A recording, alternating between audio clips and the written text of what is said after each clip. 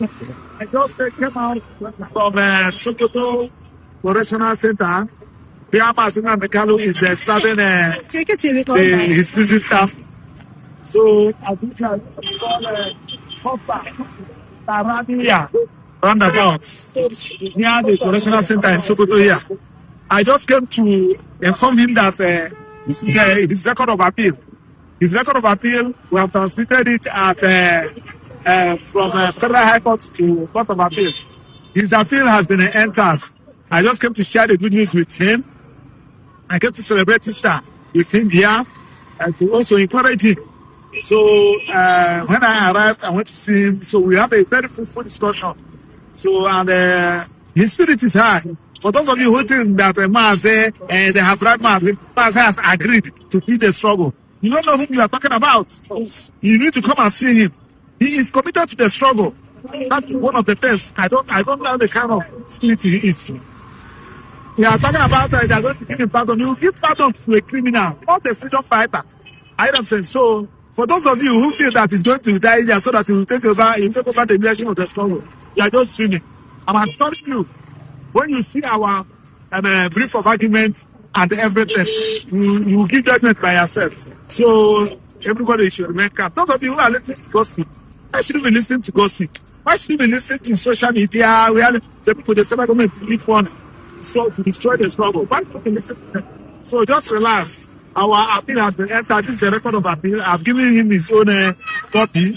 So I will be with him here from now till Easter to celebrate Easter with him. And also, I also want to thank the sister, those who are in Sokoto here taking care of him. I want to also thank you people. You guys are doing well.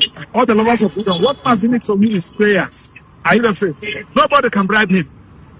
Nobody can force him to do funny things. He's committed to the struggle. He has said it and he continues to say it. He never committed any crime. Of course, people know that he never committed any crime. So we are committed to what we are doing. And I believe at the end of the day, at the end of the tunnel, we will see light. Thanks and God bless you. Okay, we've seen Bola Ahmed Tinubu, making plans, giving an expression that Nnamdi Kanu, any moment from now, will be finally let off the hook. Wike wife, has just been fired, and other judges that were, they're supposed to see off as regards the case. Do you think that Tinubu now has changed his mind prior to this election period? Is already planning to pardon or give Nnamdi Kanu the amnesty and pardon that he truly deserves?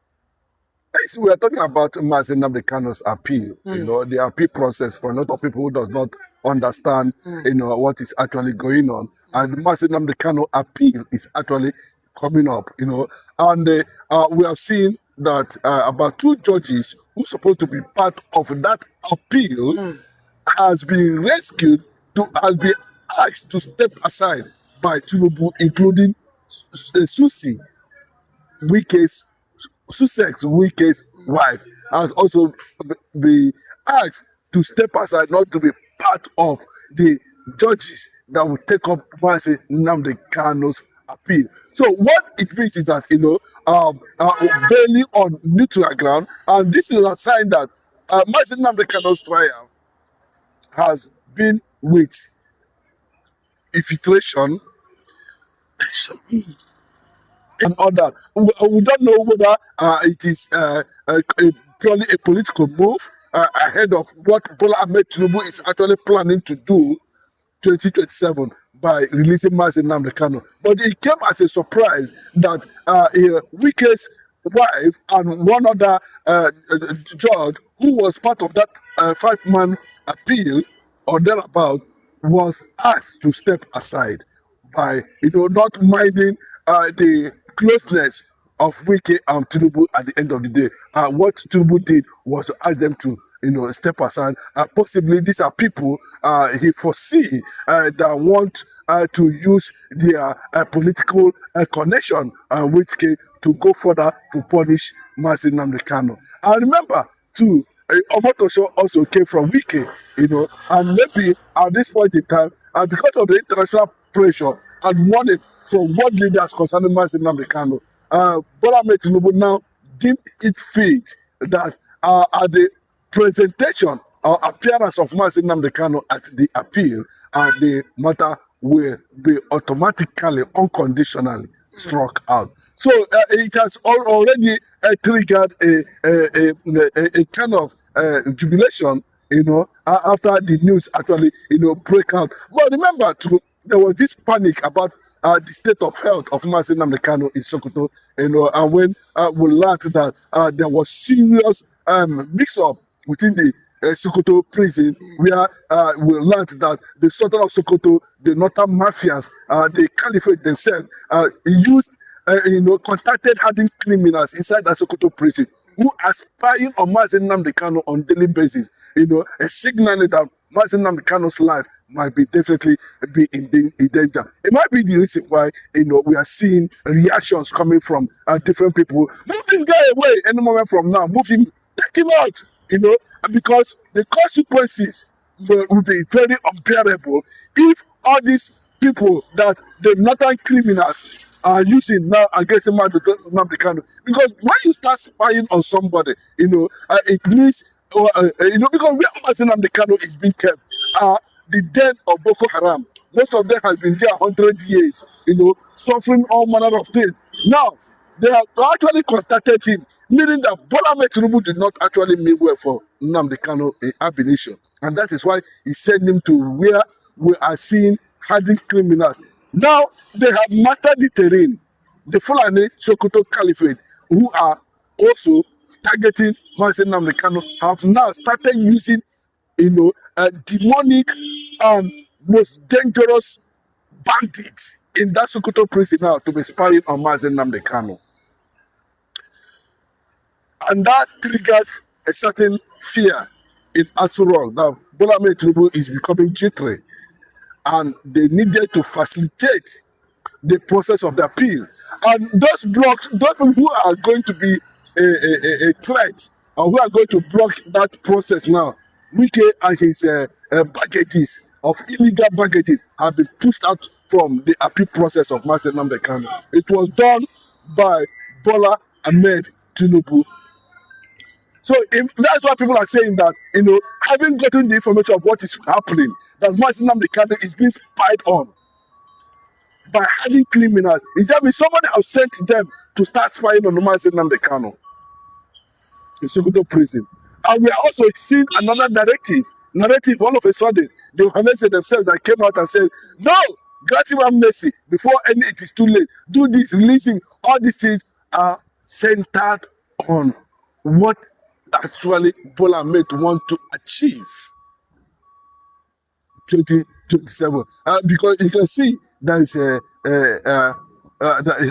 there's a struggle to balance his political equation between the North and the South. And for somebody who is seeking the election at the end of the day, and from what is happening now, he sees Mazi Nnamdi Kanu as an added value or a rally point, if it's actually being released, and that's going to add some level of electoral value to him. Let us see if that actually what is going to play out, and or maybe that's the reason he asked Wike's wife to move out from the being part of Nnamdi Kanu's appeal judges at the end of the day.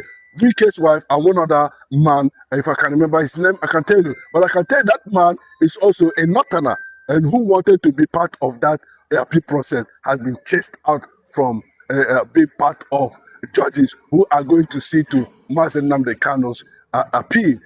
But that actually signaled that Bola Tinubu might unconditionally ask Mazi Nnamdi Kanu. Suddenly you just discover that Mazi Nnamdi Kanu has been released from Sokoto prison and granted unconditional freedom, discharged and acquitted. What we just said now, the Sokoto youth had in big celebration. They said, if Nnamdi Kanu is the light of Africa, he said this man deserves to be released or to be taken from the Sokoto prison. Do you think that if Nnamdi Kanu is finally released, he will continue the agitation just like or go to the Sunday Go party? Mazi will not be thinking towards that direction. I can tell you few things that is going to happen. Once Nnamdikanu is being released, Nnamdikanu will be taken out to put IPOB in order. That is the first thing you need to do, and then make necessary contact. Nnamdikanu will stay out for some time and trying to make sure that all the collapsing structures are being put in place, because these are the people who are going to form the Biafran government. And once that structure is being put in place, every crooked ways is being strengthened, then we can now come up. But these are the things he can quickly do, given the pressure that is coming from the international community and world leaders regarding them, recognizing Biafra as a nation. So Nnamdi Kanu can never go the way of Sunday Igbo. That can tell you that 100 times. IPOB has become one of the biggest movement around the world. There's no country you will go to, you will not see IPOB members relevant, significant, contributing. And that's why they told you that the IPOB members are the fourth most traveled tribe in the world, sixth most richest in the world.